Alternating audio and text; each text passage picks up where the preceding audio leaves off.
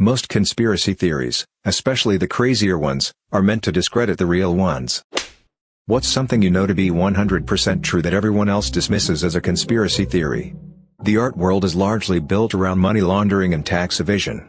This explains a lot of the really simplistic art pieces that sell for millions. You pay $10K for a painting, then give it to a college 3 years later. During that time, it went from $10K to $50K because F you, it's art. So you tell the IRS you donated $50K this year. And you can deduct donations from your yearly revenue and thus pay less taxes. The university plays along because they get free stuff out of the deal. Basically what money laundering is that you invest your dirty money by operating a business and reclaiming your original money via the business's profit in order to avoid taxes. This can be applied to items of value as well. Buy a $100,000 painting that is less money you would pay in taxes, then go back and sell it.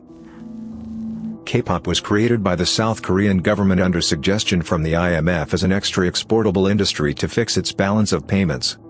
It really happened that way. I'm more surprised people or surprised governments get involved in cultural exports. Japan had some 5-year cool Japan thing going on. Thailand sending chefs to America to popularize Thai food. It's a way to win the game, cultural victory. You want tourism and people buying your stuff, so you do whatever works. The government is actually watching everything you do.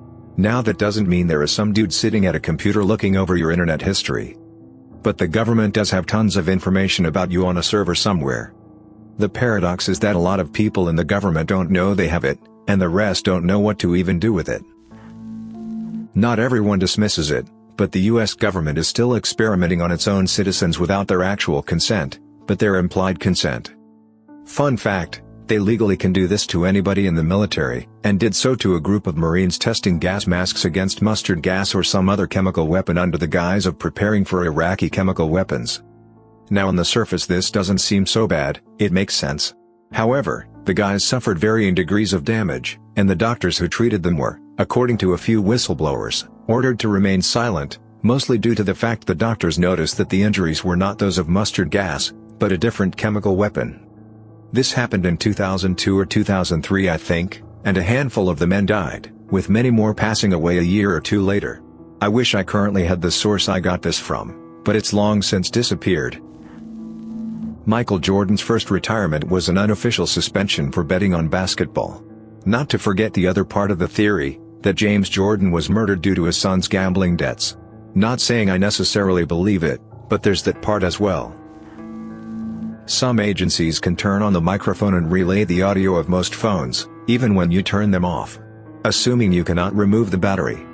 This is why the president's phone as well as some other secure devices are supposed to have the microphones removed, and then have one plugged in when it's going to be in use. Previous presidents have begrudgingly accepted this practice. When retail employees go check in the back, they're actually just checking their social media for 5 minutes.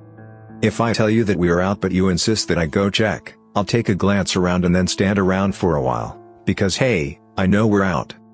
If I were to say that we're probably out, and offer to go look for you, then I'll definitely move boxes and check, and you'll maybe get lucky.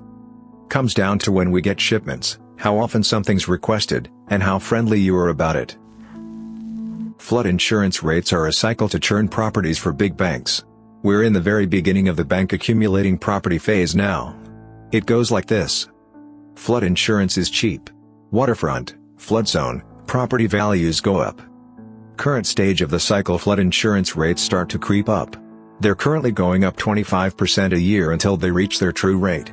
Meaning, they'll keep getting risen until the banks get what they want. Starting to see this. People sell their flood zone properties because they become unaffordable. I.e. you have a rental property that's clearing $250 per month, then your flood insurance goes up $100 per month, and it's going up next year, and the year after that. People will start selling. This hurts property values. This is where the banks clean up.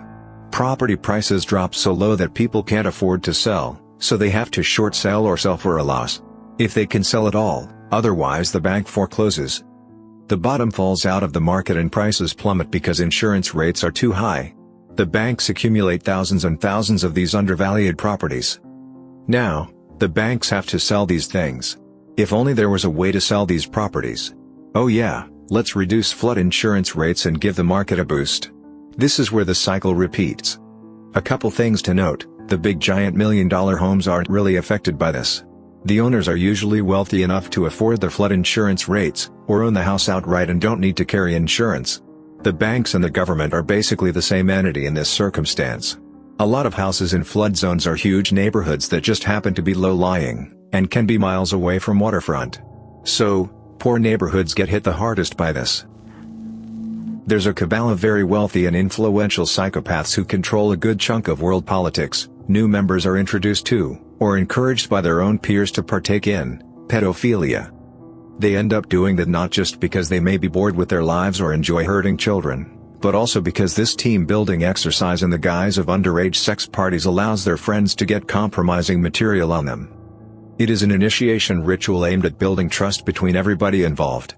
If, almost, every member of the cabal has dirt on everybody else, then they surely won't rat each other out. This might also explain why Epstein got disposed of despite having been placed under police custody. Most conspiracy theories, especially the crazier ones, are meant to discredit the real ones. I've heard that the military encourages UFO conspiracies surrounding Area 51, because it's a testing site for experimental aircraft, and they'd prefer the rumors that spread around Area 51 to be complete lunacy about aliens rather than credible sightings of top-secret experimental stealth bombers or whatever. But I've only really heard this as rumors, never really seen any hard proof. The only reason why we are still in the Middle East is to harden our military so that if we go to war with another nation our troops have battle experience. I think this is what Russia is doing with Ukraine now too. Not to forget money. As the biggest weapons exporter in the world, we create a ton of weapons and war is very good business for arms dealers. Luckily for them, they sell to our military and have a lot of control over our government. Also, having a military presence in a place with lots of oil means you can try to stabilize prices and create stronger relationships with the people who control the oil. The longer we're in war, especially ones with no end in sight and not many soldier casualties, a handful of people make a lot more money. Back in 2012 I flew back to the US via LaGuardia.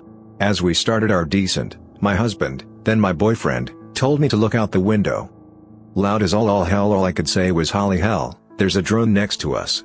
Woman in front of us whipped her head to the side and gasped in horror. As soon as she saw it, it went sideways and flew under and away. She got all in a panic and asked a flight attendant who assured us that we probably mistook something else for a drone. This thing was huge. 10 to 15 feet long? I've never seen one before and didn't know they were that big. Guys, the lady kept pestering the flight's attendant who had to then come back after speaking to pilot to refute what we saw. She kept saying that the military does not fly their drones this close to commercial flights. No one believed us. I'm from the good old USSR, so I just got mad paranoid and kept my mouth shut. My husband would tell this story often. Friends sent articles confirming the pilot's take on things. And then around the reality winter time whistleblower releases, 2018, I ran across an article where the DoD admitted to have been doing this for ages while denying it to the public. At one point I felt like I imagined the whole thing. I mean, it was so surreal to see this drone feet away from our plane. It really shook me when it happened. I had nightmares for a while. That Disney owns an adult film industry, they just don't affiliate their names with it. I've told this to many people and look at me in horror like I just killed their child. I don't have a sinus source on this. This came up in a finance class years ago, and looking at it from a business perspective is not something to be amazed of. We're running out of antibiotics. Bacteria are developing resistances faster than we can produce new ones. At the current rate, we'll run out within the next 50 years. We've already exhausted the first ones we developed, like early types of penicillin. It's not all bad, though. If we rotate what we have, and invest in developing more, we can prolong the deadline indefinitely. Regardless, when your doctor tells you to take your antibiotics for the full prescribed duration, and to dispose of them safely at a pharmacy, you should listen. Source: Biologist. The bachelor course on pathogenic bacteria covered this. Social media, especially Snapchat and Instagram, exist in part to make us more comfortable with events in our lives being publicly known, which in turn makes us okay with losing privacy from government surveillance. I'm not saying that was the original intent of those apps. I'm saying that in their current form they tacitly encourage people to be comfortable with being watched and having their lives recorded. The government basically encourages this because it suits them.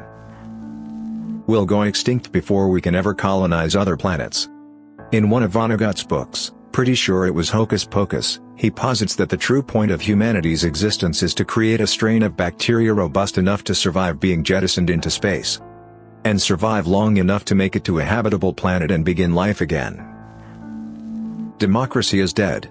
Americans talk about their right to bear arms, and that's cool and all, but if you need to overthrow a government by force, you are not going to take down the US Army just by rallying a few thousand sympathetic freedom fighters. And you'd better believe that you're always the terrorist in this situation, because the media will lie and smear to protect the government and corporate interests. A lot of first world countries have an intentionally broken voting system, first past the post, which keeps the two largest parties in power. This means that if people vote for the best party for the job, their vote goes to waste, so they often vote for a much worse party that aligns with them on more issues than the other choice. This in turn further entrenches the two-party system. Two parties means fewer people to bribe when you need policies passed or blocked. There is an element of voting with your wallet here, in the sense that the more you line the pockets of politicians, the more your vote on an issue counts. And it's only the ultra-rich and large corporations that have this kind of money in the first place. The policies these companies lobby for inevitably serve to reduce their social and environmental responsibility and contribute to the still expanding income inequality in America and the UK and many other countries. Unelected corporations are effectively setting your laws, and that is why they suck so much, and that is why every president or prime minister seems to do next to nothing for actual progress regardless of which of the two parties they belong to. But sure, you have a vote which you can use to elect one of two corporatist puppets, and you have a gun which you can use to rise up, except you won't, and if you tried you'd be killed on the spot. That's not democracy, that's democracy theater. In the UK, we tried to change the voting system to one that would allow people to vote for their favorite party first and then rank other parties by order of preference, but it got shot down after a vote was called and the majority voted no. It seemed like all it took to convince most people to vote no, was for the media to say, "Don't do it, it will just end up voting the Lib Dems in." This also illustrates a problem with democracy. Even when we have it, people make uninformed decisions without knowing that they are missing vital information, and the media can manipulate this incredibly easily. Thanks for listening to Radio TTS. Hit the subscribe button to hear more uncomfortable stories about corrupt institutions and creepy powerful people. Share your own theories in the comments below, and remember, at this moment, someone could listen to you via your smartphone mic.